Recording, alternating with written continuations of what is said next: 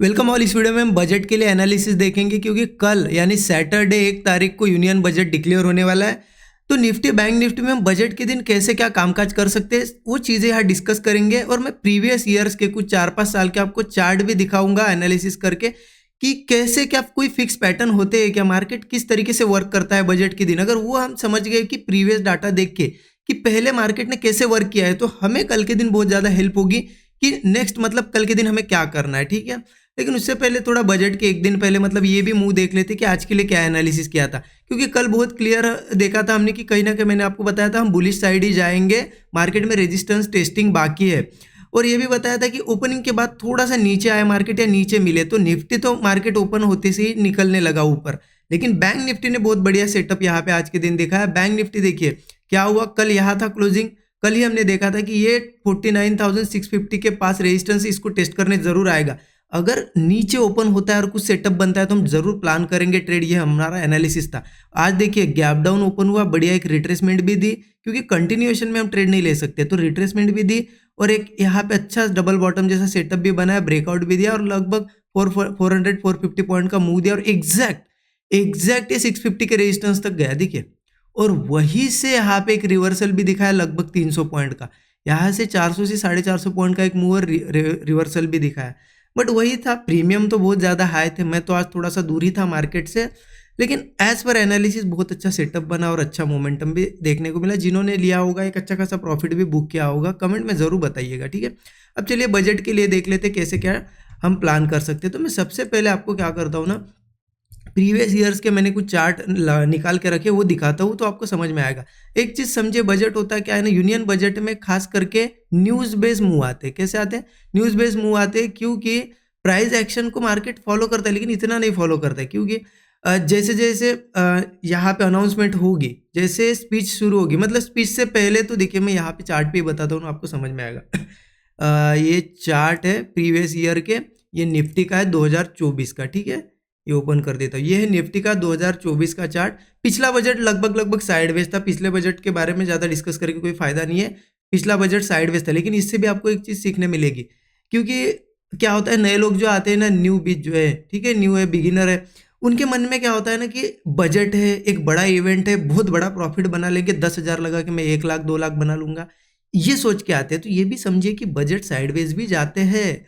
तो इसीलिए मार्केट में कल ट्रेड कर रहे हो तो एक क्राइटेरिया रखो कि हाँ मैं 1 या 2 ही ट्रेड ट्राई करूंगा, मेरी इतनी रिस्क है, चलो आपकी 10,000 है 20,000 है, मैं इससे ज़्यादा रिस्क, इससे ज़्यादा लॉस नहीं करूंगा। क्योंकि अगर इस बजट में, पिछले बजट में किसी ने सोचा होगा कि ब्रेकआउट पे ट्रेड लिया, ऐसे लग गया, फिर लिया, क्योंकि लोगों को क्या लगता है कि बजट में एक रैली आती है, क्या थिंकिंग है कि बजट में एक रैली आती है, कभी साइडवेज बजट देखे ही नहीं है बहुत से लोगों ने।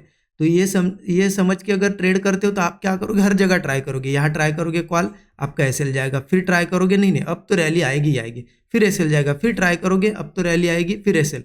तो ऐसे करके आपका कैपिटल भी जा सकता है, पूरा वाइप आउट हो सकता है। इसलिए सोचिए कि साइडवेज भी होते हैं बजट, तो क्राइटेरिया रखिए कि हाँ 2 से 3 जितना आपको ट्रेड लेना है, लेकिन फिक्स करके रखिए कि इतनी रिस्क लेनी है, ज़्यादा नहीं। चलो 1 या 2 आपके एसएल चले गए, क्लोज कर दो। ठीक है, अब ये तो 24 का बजट थोड़ा साइडवेज था, इससे पहले का देख लेते, 23 का देख लेते, 23 का बजट देखिए। हाँ ये 23 का बजट। तो देखिए बजट में होता क्या है अक्सर, खास करके आप समझिए स्पीच कब शुरू होती है, 11 बजे, मतलब ये दिख रहा है आपको टाइमिंग, 11 बजे स्पीच शुरू होती है। तो 11 बजे के पहले भी मार्केट लगभग साइडवेज रहता है। क्यों? क्योंकि हमें नहीं पता ना कि क्या अनाउंसमेंट होने वाली है, तो लोग पोजीशन बनाते हैं, कोई कॉल लेगा कोई पुट लेगा, ऐसे करके साइडवेज ही रहता है, मार्केट में डायरेक्शन क्लियर नहीं होती। जैसे 11 बजे स्पीच शुरू होगी, उसके बाद भी कब देखिए स्पीच लगभग 2 घंटे आसपास होती है, उसके भी ऊपर चलती है कभी, ठीक है, उसका फिक्स टाइमिंग नहीं है। लेकिन जैसे स्पीच स्टार्ट होगी, जैसे अनाउंसमेंट स्टार्ट होगी तो कुछ देखिए, अगर मैं एक पर्सन हूँ, कुछ अनाउंसमेंट मेरे लिए पॉजिटिव हो सकती है, वही अनाउंसमेंट किसी के लिए निगेटिव भी हो सकती है। ठीक है, तो उस हिसाब से पोजीशन बनाता है, कोई अपसाइड की कोई डाउन साइड की। तो मार्केट में जब तक लगभग 1 आवर के आसपास जब तक नहीं होता, 1 या 1.5 घंटे के आसपास जब तक होता नहीं, तो अनाउंसमेंट चलती रहती है, लोग कॉल पुट देते हैं, तो साइडवेज ही रहता है, मोस्टली साइडवेज रहता है। और जैसे 1 या 1.5 घंटा हो जाता है, लगभग आप टाइमिंग पकड़ लीजिए 12:30, ठीक है, 12:30 के बाद एक क्लियरिटी आ जाती है सबको कि क्या बजट का आउटकम है, क्या अनाउंसमेंट हुई है। तो उसके बाद क्या होता है ना, जिस भी साइड मार्केट एक ब्रेकआउट वगैरह या ब्रेकडाउन बनाता है, उस साइड एक मूव आता है अच्छा।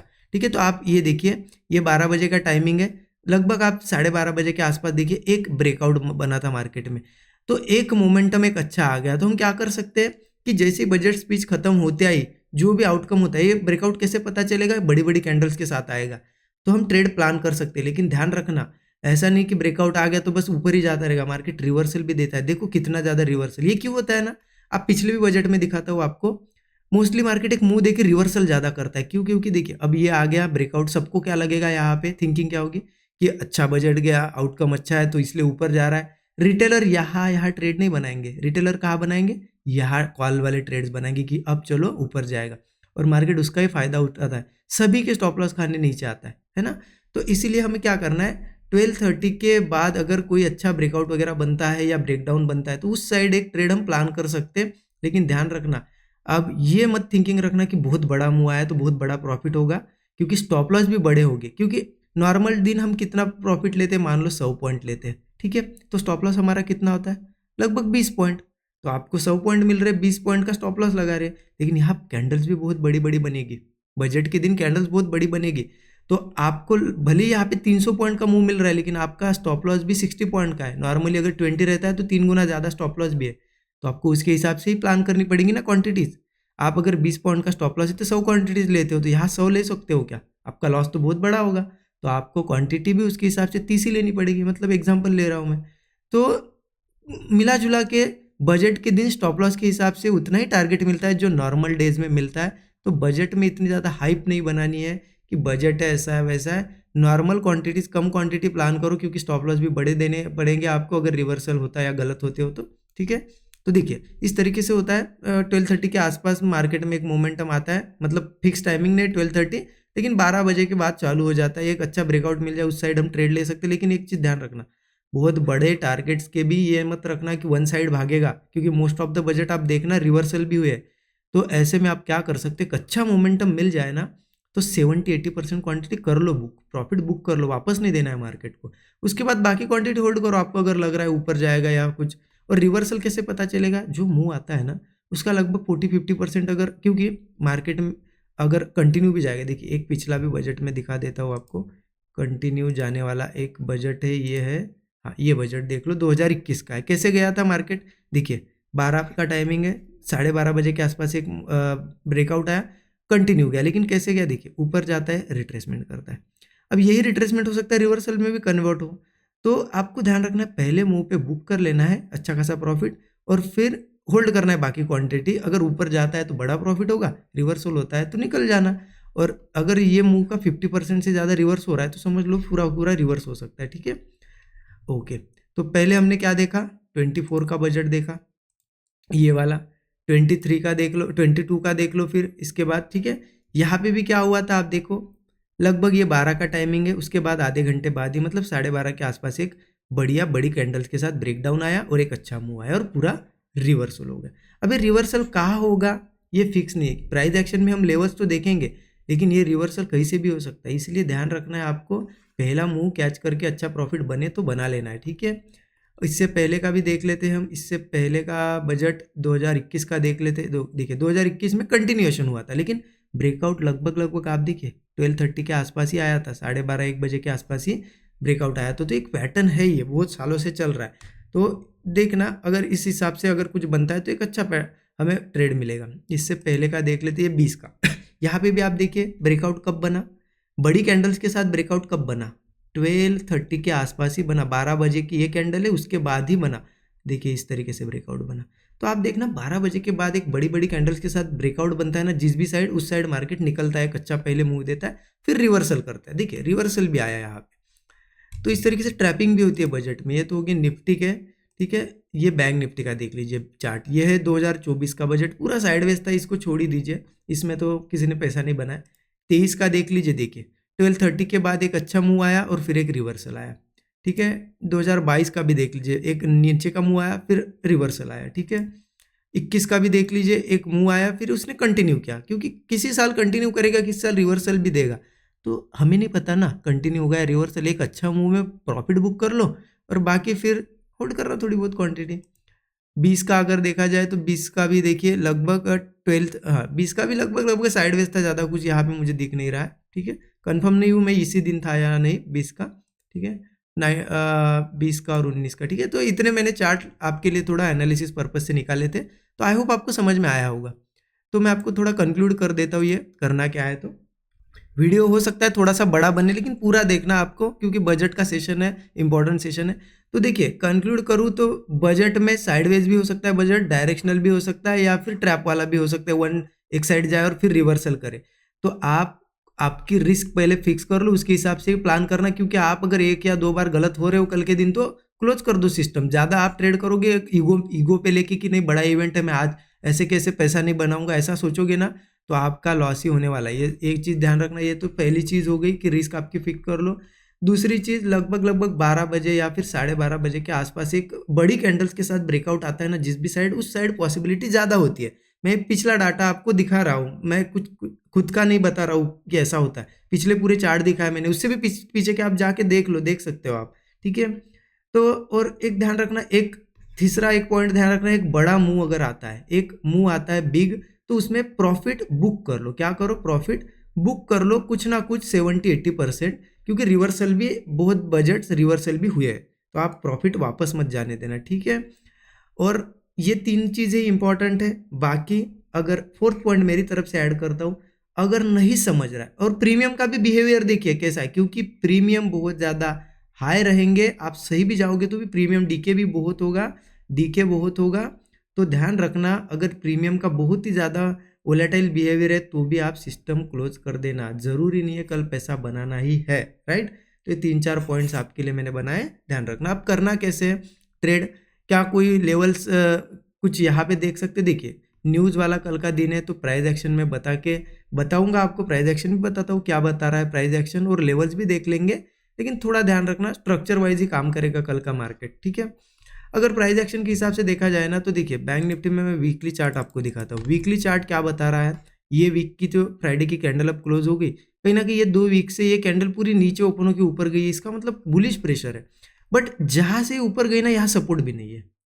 तो यहाँ देखिए, अब मार्केट में अगर इस लेवल पे सपोर्ट होता और सपोर्ट से मार्केट ऊपर जाता, तो हम ट्रेड प्लान कर सकते थे कि हाँ चलो यार बुलिश जाएंगे, सपोर्ट लिया है। लेकिन निफ्टी में कोई सपोर्ट नहीं है। हाँ, बैंक निफ्टी में क्या है ना, 48,000 का एक सपोर्ट लेवल है, तो बैंक निफ्टी ठीक है सपोर्ट पे, लेकिन निफ्टी नहीं है। तो ओवरऑल देखा जाए ना, कन्फ्यूजन है। कैंडल्स हमें थोड़ा बुलिश बता रही है बट सपोर्ट भी नहीं है, तो मार्केट में क्या है, अनसर्टेनिटी। ऐसे में क्या करना होता है, जिस साइड का स्ट्रक्चर बने उस साइड का ट्रेड प्लान करेंगे, और वही बजट के दिन अच्छा भी होता है। हमने अभी देखा, जिस साइड ब्रेकआउट वगैरह ब्रेकडाउन बनते हैं उस साइड ही जाना अच्छा होता है, ठीक है। तो उस हिसाब से प्लान करेंगे। अगर 15 मिनट चार्ट पे आऊँ मैं शॉर्टली, तो देखिए मार्केट अभी जिन लेवल्स के आसपास है, ठीक है। कल का सेशन देखो, 12 के आसपास अगर कोई अच्छा बनता है सेटअप, उस साइड प्लान करेंगे। अब मैं लेवल्स इसलिए बता रहा हूँ कि जैसा कि 23 का बजट आप देख लीजिए, जो एग्जैक्ट लेवल हमने रेजिस्टेंस निकाला था ना, वही से रिवर्सल हुआ था, ठीक है। तो लेवल्स भी फॉलो करता है इस दिन, तो इसलिए मैं लेवल्स बता रहा हूँ। तो ऊपर रेजिस्टेंस बता देता हूँ। देखिए अगर मार्केट कहीं पे भी ओपन हो, गैप अप हो, यहाँ हो, अगर ऊपर के साइड का ट्रेड बनता है और मार्केट अच्छा ऊपर जाता है, तो कहाँ से थोड़ा बहुत रिजेक्शन फेस कर सकता है। रेजिस्टेंस लेवल कहाँ है, तो 23,800 पे एक रेजिस्टेंस लेवल है, 24,100 पे एक रेजिस्टेंस है, 24,500 के आसपास भी रेजिस्टेंस है। तो ऊपर के साइड जाता है और आपको लगता है कि कहीं मुझे एक लेवल चाहिए टारगेट वगैरह बुक करने के लिए, तो इन लेवल्स की हेल्प आप ले सकते हो। अगर नीचे के साइड आता है तो सिंपल है, हम बहुत दिनों से ये लेवल्स देख रहे हैं, क्योंकि सपोर्ट जहाँ से मार्केट ऊपर गया है ना, यहाँ सपोर्ट नहीं है।